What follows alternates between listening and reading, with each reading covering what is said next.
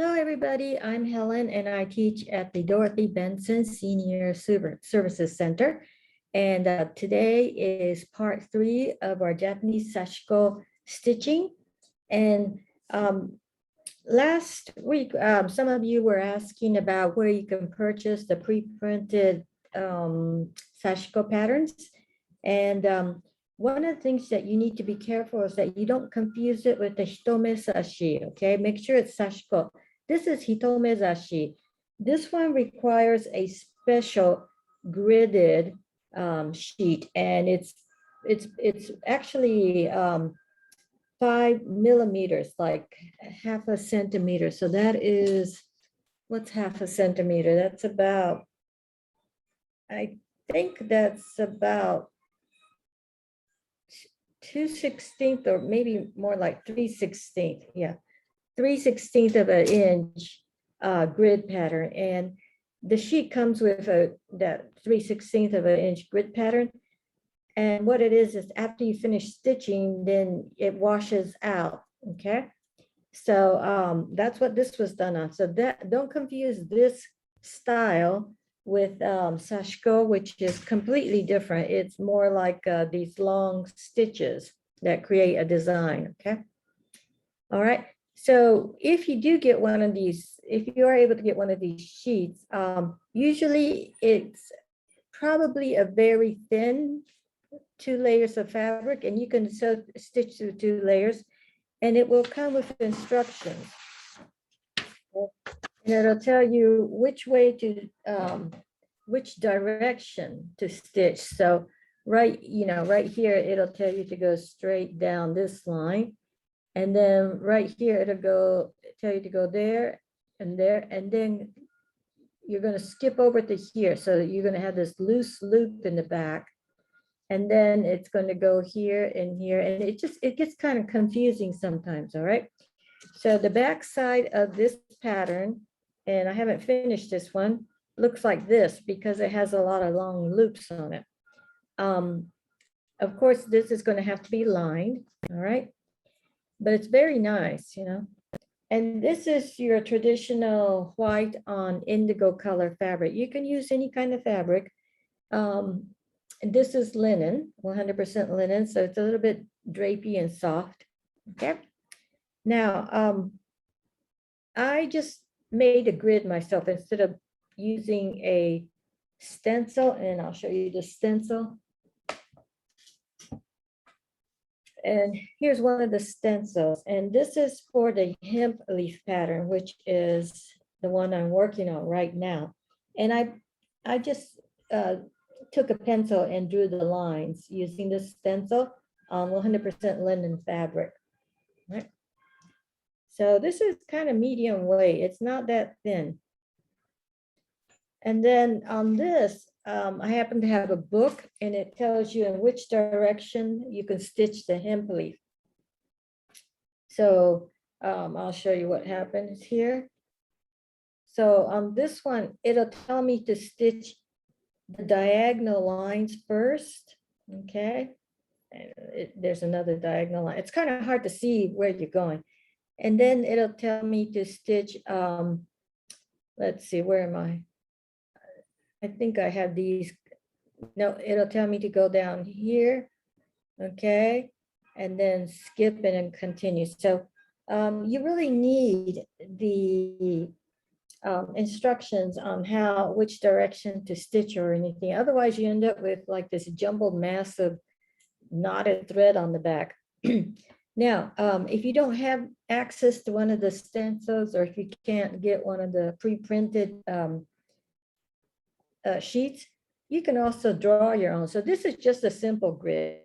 It's nothing, spectacular. And all I did was draw squares, and then I just went diagonally.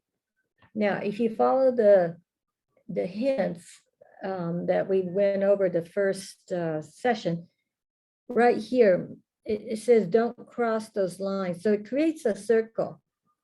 Okay, you're not stitching a circle. It just, when those threads gather, they create a circle there, a circle image. All right. So on the stencil pattern, it'll have a circle like right here. And then when you draw it on your fabric, you know, you'll have a circle, but you're not stitching a circle. You're just, you're stitching to the circle and you're stopping there. So by the time I get that stitch and that line, it's going to look like a little flower on the center over there. All right. Let's see if I have. Okay. And then I think, oh yeah, last week I also did this abstract one and I tried stitching it. It doesn't quite, I mean, it's Sashiko technique, it's running stitch, and it is white thread on indigo, but the design kind of doesn't look Japanese to me, and that's okay. It actually looks more like Mayan or Inca or something, Mexican, maybe, or pre-Columbian or something. So this was fun to do, and I think it's going to have a lot of potential. Maybe I'll do a couple more like this, or just pick some elements out of this, okay? And try that. And this was just a straight bunch of straight lines. I mean, they're all curvy and everything, but it's just linear. Nothing's really crossing, you know, having an intersection or something, coming to intersection. So the backside is just, you know, really simple. So, you know, it's doodling basically, but I thought that had a lot of interesting potential. And like I said before, if you're a quilter, you can probably take some quilting patterns and, you know, draw it on your fabric and probably come up with something interesting. Yeah. Okay. So, and then last week I talked to you about the variegated Sashiko thread you can order online. You don't get that much, okay? So if you decide to go that route, you really need to order enough. I don't know how long these are. Maybe, I mean, it'll tell me probably in metrics. So let me see. Yeah. Now it's 100% cotton and it's 40 meters long. So 40 meters is about, I have no idea. Okay, maybe 40 yards. It's not that much actually, okay, compared to, maybe it's about the same as this pearl hang. Yeah, it might be about the same, okay? But it's really interesting. You can get different types of variegated threads, and this, I believe, yeah, this was done with that. So since I have more variegated thread now, I can probably, let's see, this goes this way. I can probably finish this thing that I started. This is a pre-printed pattern. So you can see right here, let's see, where is it? Oh, okay. You can see right here where it's printed, okay? And so it's easy. You just follow those stitches. It just, yeah, it's pretty easy. Okay, so I can go ahead and finish this, and I'll probably either, since I went through 2 layers because I was afraid that the threads would shadow, especially because I kind of crisscrossed around. So I was afraid you'll see a faint image of this guy on the other side. So I did it double. So I can take another cotton thread and, I mean, not cotton thread, cotton fabric or some other kind of fabric and line it easily, okay? But before I do that, I might want to just kind of soak this in hot water and let it air dry and pre-shrink it, or yeah, because you know, when you buy this, you don't want to pre-shrink it first because then you'll lose all the ink, the printed part. So I might pre-shrink it after I'm finished and then put the lining on it. So, and then like I showed you before, this is the one that my aunt did, and she could have hidden the knots and everything in between the 2 layers, but she didn't. And she just kind of like stitched the, yeah, she just kind of stitched it like a, I don't know, she must have stitched this yeah, she probably stitched this together first and turned it inside out, and then, you know, turned it inside out like a pillow and then stitched it. Okay, but this was being used as a kitchen towel. And her Sashiko stitches are very odd. Yeah, I don't know how much she paid attention to the length, the space and stitch length ratio. All right. So one of the things that you might also do, which is really interesting, you can take Celtic designs, you know, those knots that are intertwined. And if you can transfer that onto fabric. Now, this isn't the same thing, but see how this goes under and over? You can try a Celtic design, and I think that would be awesome. Yeah. In fact, I think I have one of my stencils is a Celtic design. But that might be a fun thing to do too. Okay. So, and then okay. So last time I also made the pin cushion, you know, the little needle cushion using cardboard covered with fabric. And so here's the end result. And I was afraid that this part was going to be too skinny, but it turns out it's perfect. I can grab it. And this is filled with those walnut shells, which are supposed to sharpen my pins and needles. Okay, so I put it on 2 layers of cardboard glued together and attached it, and this turned out pretty good. Yeah, it works really good for me. Okay, so I also showed you a what is this? Oh, eyeglass case that I put together, and I hadn't finished it. So I'll show you real quickly how I'm going to finish it. So I took some lining fabric and I made it just a hair smaller than this outer fabric. And the reason why is because the circumference out here is not the circumference as in here because of the thickness of the fabric. So I stitched this like an envelope, and this is the wrong side. And I'm going to slide this inside, and I've already, you know, folded over the rim for some reason, but I'm going to slide this inside here. I think my hand's too big for that. Let's use something. And sometimes I will use fleece, sometimes I will use full suede because it grabs the, I'm gonna have to get a ruler to do this. It grabs the glasses better.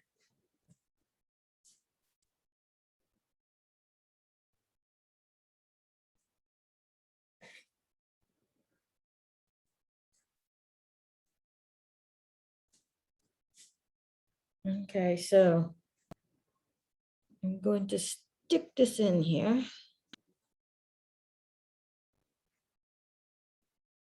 Oh, okay, I guess I hit bottom already. All right.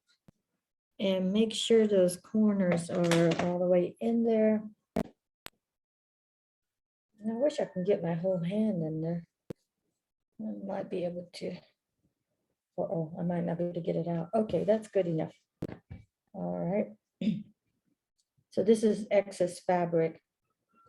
And I just kind of put the seam on the front side instead of the back side. Okay, so it's still, I have, you know, it's still kind of too wide because now I've got this folded part and it's got 2 layers, but that's okay. So I do have a folded rim edge right here. I need to really make another fold, I think. I'll just bring this up. Okay, I do want you to notice that on this design, I was able to match the back, and you need to pin it, and then you do need to slip stitch it by hand. Okay, you can't do it on the machine because it'll shift. So for the design to stitching to match perfectly, you have to do it by hand. And so here I have, okay. Now I am going to, I need to fold this down a little bit. because I have to cut off the excess.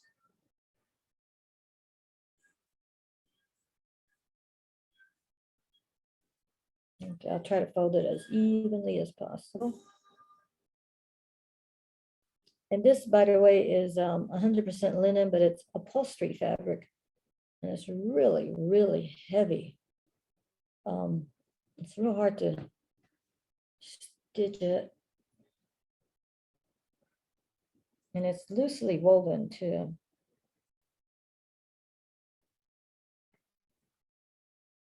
Okay, I think I have it almost even. Okay.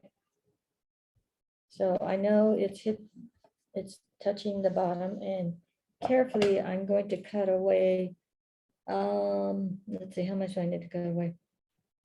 I'm gonna cut this much off. Okay, so that gives me about that much. Then I'll bring this back up.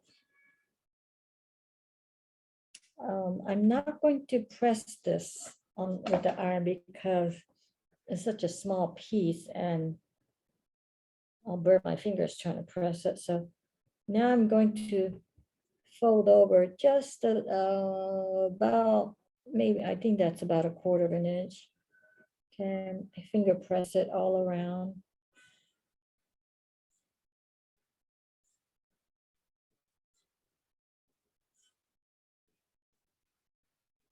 I'm going to pin it right here because this, I may not have put a knot here and the stitching is coming apart.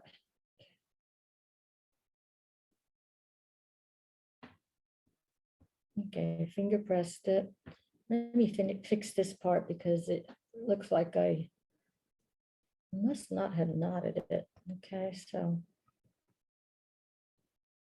and I'll show you what a slip stitch is anyway. Okay. All right, so I'm just going to pick up just a little bit from that side. Okay, and then pick up just a little bit, go at an angle, diagonal. Pick up just a little bit and pull, and pick up just a little bit this way, about 1/8 of an inch down the way.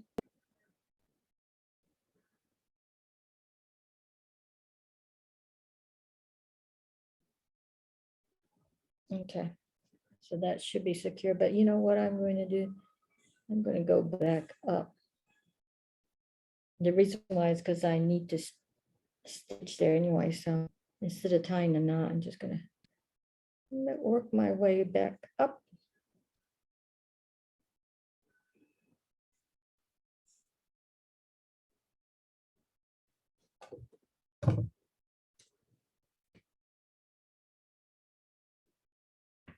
And then put a knot here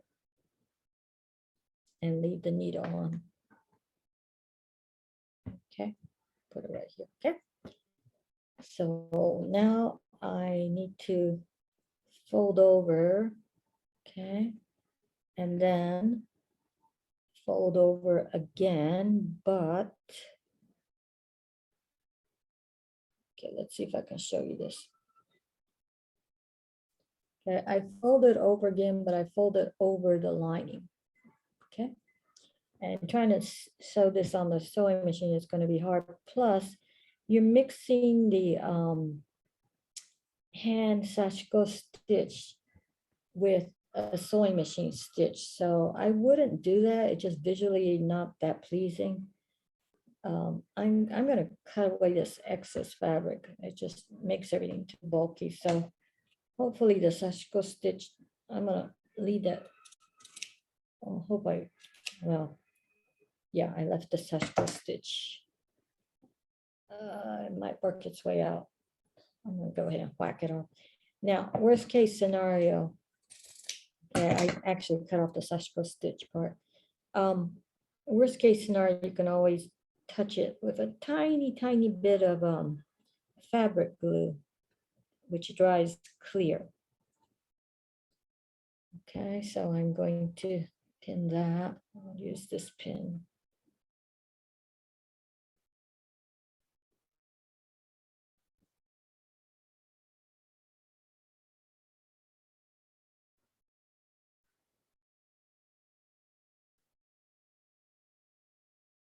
So that's going to get pinned right there.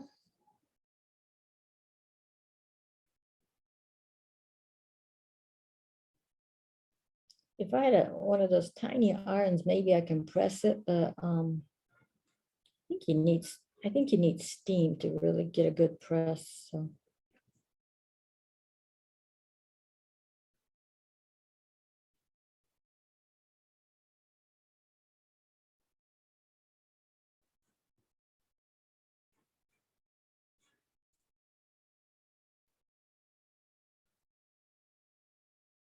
Okay, that's pretty good. Now, if you're worried that your glasses might fall out of this case, you can always make a tab and hand stitch it on here like this, okay? With a snap. All right, so I got this on here, and all I have to do is slip stitch it. So here's my thread that's still attached.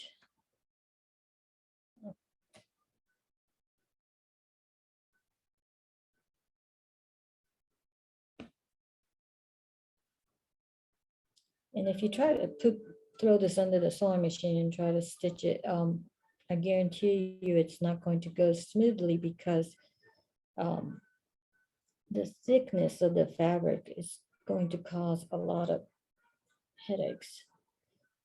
So I'm just going to secure it and slip stitch it to the lining. I'm not stitching it to the outside fabric.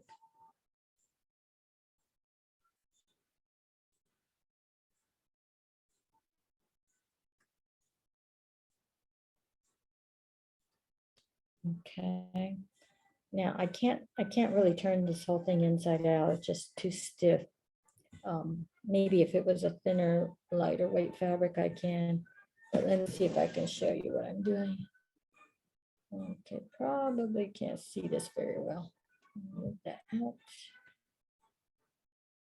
And I am using just a single thread because if I'm doing like 1/8 of an inch stitches. Okay. If I use double strand thread, it's just going to tangle up and get messy, and the thread is going to be more noticeable. So it's probably not a good angle. Let's see if I can move this. Oops.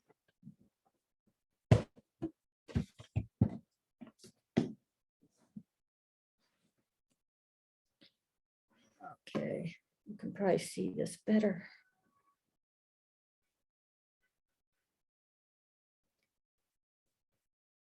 Okay, so I'm taking this, a little stitch here, and I'm making sure the needle doesn't come out to the back side, I mean to the outside, okay? But I'm doing tiny little stitches 1/8 of an inch apart.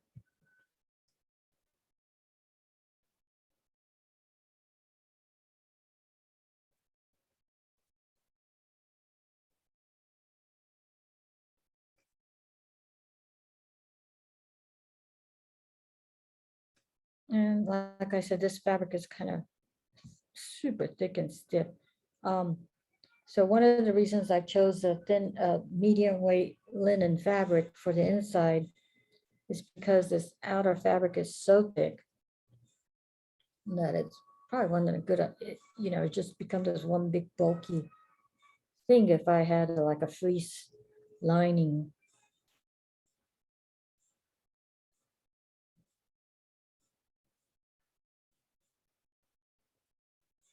Now, if you worry that your first stitching was not that strong, you can continue and go again.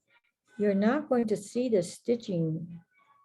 It's not going to be that visible because it's a very thin single strand thread, and it's the same color as this linen fabric.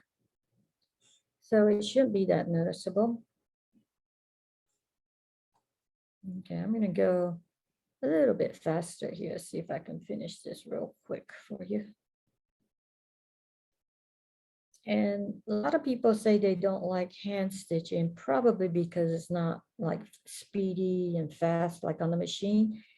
But you can create the most beautiful items by hand stitching because um, if I put this on the machine presser foot's gonna push the several fabric layers together and just make it messy here. You know, it'll shift real bad and everything. And might pinch the fabric and you end up with a little tiny pleat. Whereas if you're hand stitching, you're sculpting. And also the stitches aren't visible, okay? I never used the blind hem stitch on the sewing machine because if you hand hem things, it just a lot nicer, I think.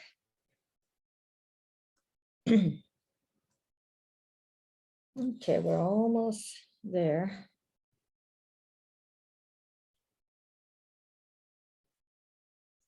And if you want, you can also slide your, some people will wax their thread so it doesn't tangle so much, but I use stuff like, I think it's a silicone thing, Thread Magic, and you just run your thread and it keeps it from tangling real bad. And sometimes, for example, fake suede is really hard to get a needle through. And sometimes this will help the needle. I actually rub the needle on this silicone thing. It helps the needle go through. Even sometimes on the sewing machine, because I'll use the double-sided sticky tape a lot and the needle gets gunked up with the glue. So I might run a little bit on the machine needle. Okay, so now I'm going to tie a knot. Okay, normally I would go around again, okay? I'm just going to tie a knot right here. And then I'm going to run the needle and thread between the fabrics and then cut it. That way your thread end is hidden. Okay, so you get this really nice, nicely sewn and lined glasses case. Okay, so this is my cheap, so this one, I actually made this for my sunglasses, my prescription sunglasses, which are much, much bigger. They will fit, but it might slide out. So I might put a tab here. And just to give you an example of a tab, let's see.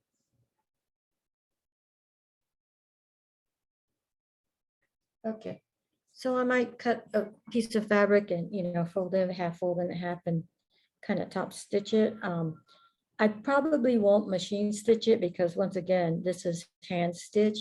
And then the machine stitch, it just will not look good together. So I probably won't even do the top stitching. And I will put us, for example, this, like, let's pretend this is shorter. Here we go. Okay, I would hand stitch this on. Just slip stitch it and might even put a few French knots to secure it. And then on this side, I would put a snap, a pretty large snap on this side. And that way, well, maybe not on the back side. And then you can unsnap it, okay? Or you can make this wider too if you want. And let's see, what else? You could put a little loop here and then a little one of those, what are these things called? Hook things, okay? So if I needed to hook this to the inside of a bag or something, okay? This one's a little bit garish here, a little bit too shiny, okay?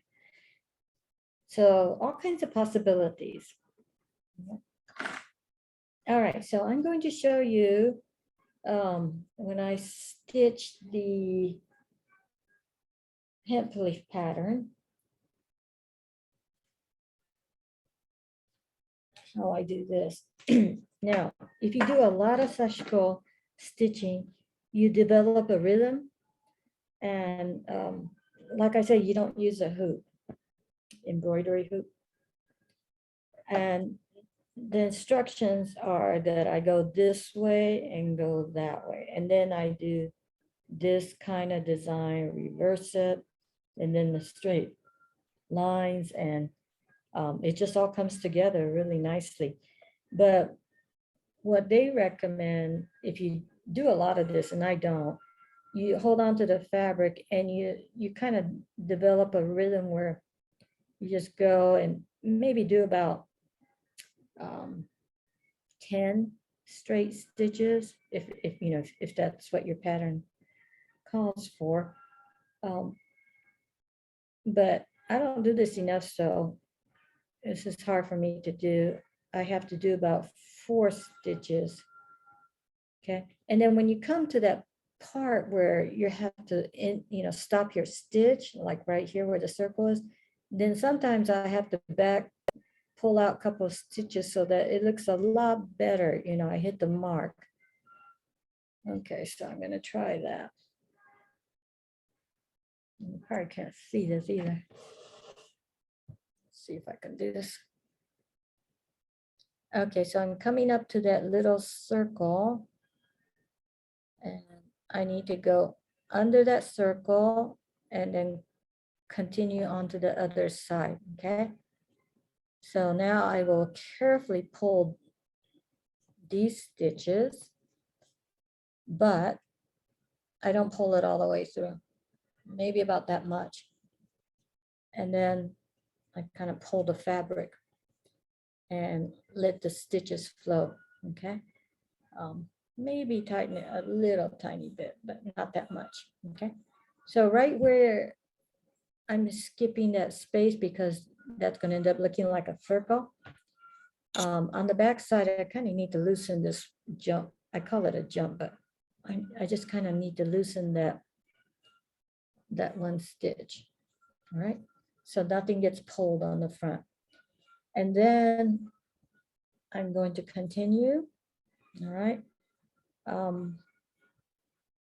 The way I ended up getting used to when I do this was holding this, like if I'm sitting, I would hold this against my knee. And right now I'm kind of holding it down on the table. If you have I think it's called a third hand, and it screws on to your table, you can use that too, okay? The Japanese use that a lot. So I've got about 5 stitches on here, and I don't pull hard, okay? I pull the fabric, okay? So now I'm approaching this other circle here on my pattern. So I'm going to continue stitching, trying to keep that 3 to 2 unit ratio going.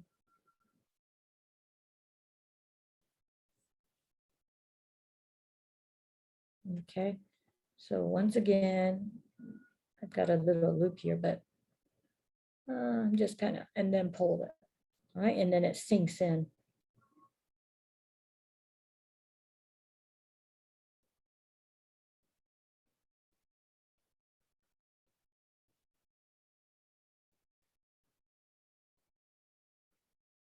So originally this, straight stitching to attach scraps and create, sew layers of fabric together was used, just for functional purposes. Plus the quilting lines,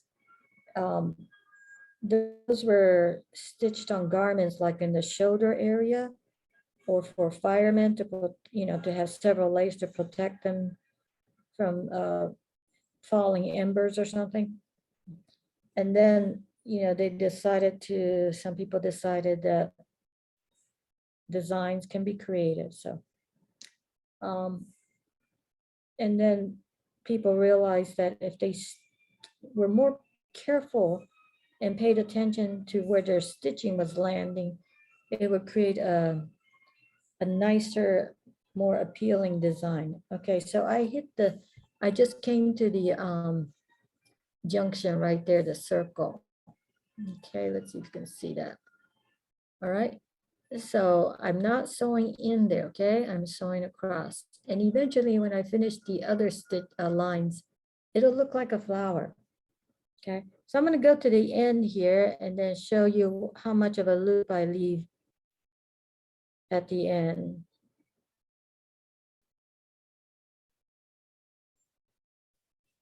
Yeah, I'm still in the do about 5 stitches and then pull it through stage. I guess if I was doing this every day, I'd eventually be able to like do the whole thing. But that's kind of hard on your fingers too. You know, hand stitching every day.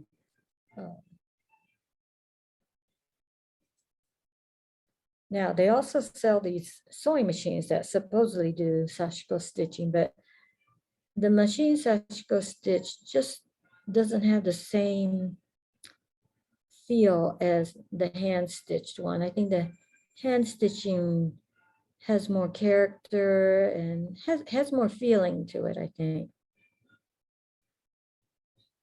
It's sort of like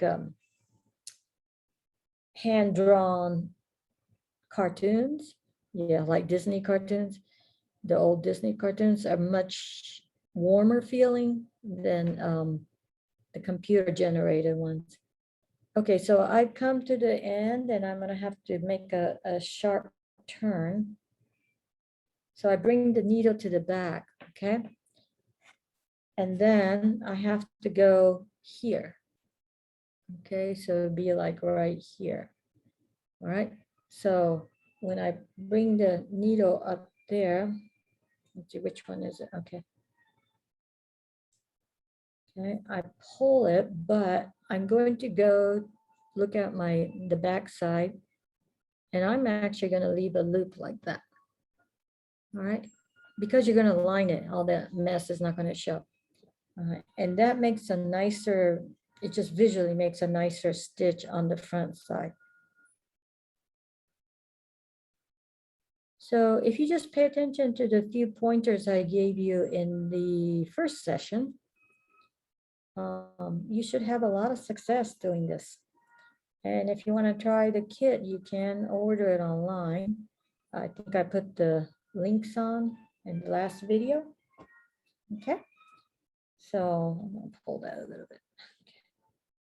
Okay, so I made that sharp turn. All right, and it just has a system of which way to go, and eventually the whole thing just comes together and it's really nice. And you know, if you want, you can press it after it's done. All right, so we'll end it here, and next week maybe we will make a Sashiko needle case. Okay, we'll do a simple stitch, and then I'll show you how one of the ways you can cover it. You know, you can do it any way you want, so it won't be big like this. It'll be a small one. And all you need is cardboard and maybe some flannel or batting and glue and the cover fabric, which will be Sashiko stitch. Okay, so we'll see you next week. Thank you.